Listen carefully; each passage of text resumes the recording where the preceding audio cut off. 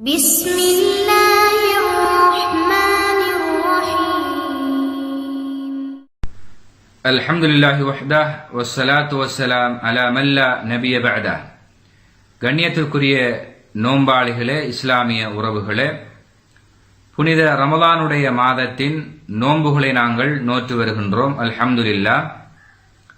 இந்த காலகட்டத்தை பயன்படுத்தி அதிகமான நன்மைகளை நாம் சேமிக்க வேண்டும் என்ற ஆர்வத்தில் நாம் ஈடுபடுகின்றோம். எங்களுடைய ஆர்வத்திற்கு அல்லாஹ்வுடைய தூதர் ஸல்லல்லாஹு அலைஹி வஸல்லம் அவர்கள் நிறைய அமல்களை அடையாளப்படுத்தி தந்துள்ளார்கள். அந்த அடிப்படையில் இஸ்லாத்தினுடைய சிறப்பம்சங்களில் உள்ளவைதான் சிறிய அமல்களுக்கான கூலிகளை அதிகமாக வழங்குவதாகும்.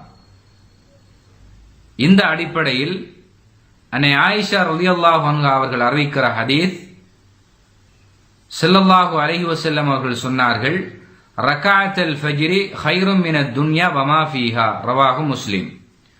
சுபஹ் தொழுகையினுடைய 2 முந்திய சுன்னத்தான ரக்காத்துகளும் இந்த உலகம், இந்த உலகத்தில் உள்ள அனைத்தை விடவும் சிறப்புக்குரியதாகும் என்று சொன்னார்கள். இது முஸ்லிம் என்ற ஹதீஸ் தொகுப்பில் இடம்பெற்றிருக்கிறது.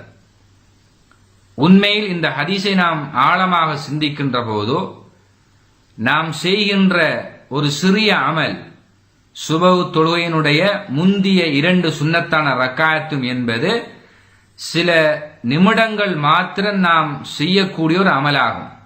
இந்த அமலை நாம் செய்தால் அதற்குரிய கூலியாக இந்த உலகம், இந்த உலகில் உள்ள அனைத்து பொருட்களை விடவும் அல்லாஹ்விடத்திலே பெருமானத்துக்குரிய வணக்கமாக அந்த வணக்கம் மாறிவிடுகிறது. இதனால் தான் ஸல்லல்லாஹு அலைஹி வஸல்லம் அவர்கள் இந்த சுபஹ்னுடைய முந்திய 2 சுன்னத்தான ரக்காத்துக்களையும் தங்களுடைய வாழ்க்கையில் தவற விடாமல் அவர்கள் பேணி வந்திருக்கிறார்கள். அன்னை ஆயிஷா ரலியல்லாஹு அன்ஹா அவர்கள் அறிவிக்கிறார்கள், புகாரி முஸ்லிமில் இந்த ஹதீஸ் பதிவாகி இருக்கிறது, உபரியான வணக்கங்களில், கடமை அல்லாத சுன்னத்தான உபரியான வணக்கங்களில் அல்லாஹ்வுடைய தூதர் அவர்கள் அதிக கவனம் செலுத்தி அல்லது அதிக அளவு முக்கியத்துவம் கொடுத்து பேணி வந்த ஒரு வணக்கமாக இருப்பது இந்த சுபஹ் தொழுகையினுடைய முந்திய 2 சுன்னத்தான ரக்காத்துக்களை என்று சொல்லுகிறார்கள். உண்மையில் நாங்கள் அதிகமான நன்மைகள் சேமிக்க வேண்டிய தேவையுள்ளவர்களாக இருக்கிறோம். இப்படிப்பட்ட சுன்னாக்களை நாம் வாழ்க்கையில் தவறிவிடக் கூடாது.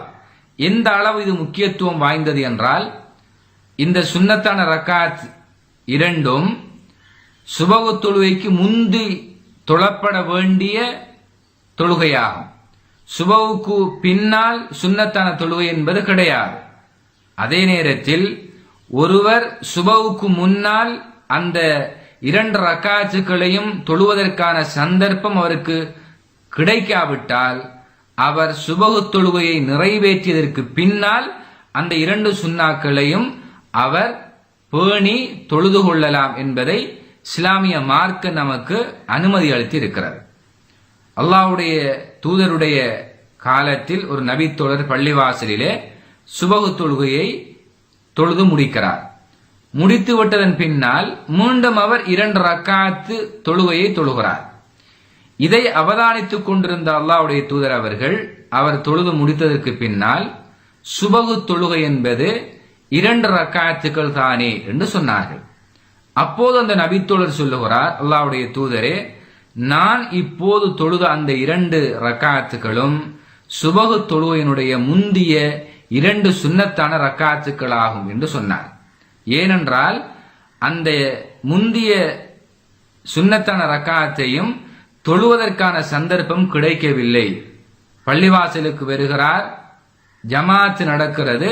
எனவே அந்த ஜமாத்தில் அவர் கலந்து கொள்கிறார். எனவே முந்திய அந்த 2 சுன்னாக்களையும் அவர் தொழுவதற்கான சந்தர்ப்பம் கிடைக்காத விடத்து அதை அந்த தொழுவைக்கு பின்னால், சுபஹ் தொழுவையை ஜமாத்தோடு ஒருவர் தொழுவதற்கு பின்னால் அல்லது ஜமாத்து கிடைக்காத போது தனிய தொழுவதற்கு பின்னாலும் அந்த சுன்னத்தான தொழுகையை அவர் தொழுது கொள்ளலாம் என்பதற்கான அனுமதியை ஸல்லல்லாஹு அலைஹி வஸல்லம் அவர்கள் வழங்குகிறார்கள். அந்த நபித்தோழர் அந்த விடயத்தை சொன்னபோது ரசூலுல்லாஹ் அமைதியாகி விடுகிறார்கள். எனவே கண்ணியத்துக்குரிய சகோதரர்களே, நமது வாழ்க்கையில் கடைபிடிக்கப்பட வேண்டிய முக்கியமான ஒரு சுன்னாவாக இருக்கிறது.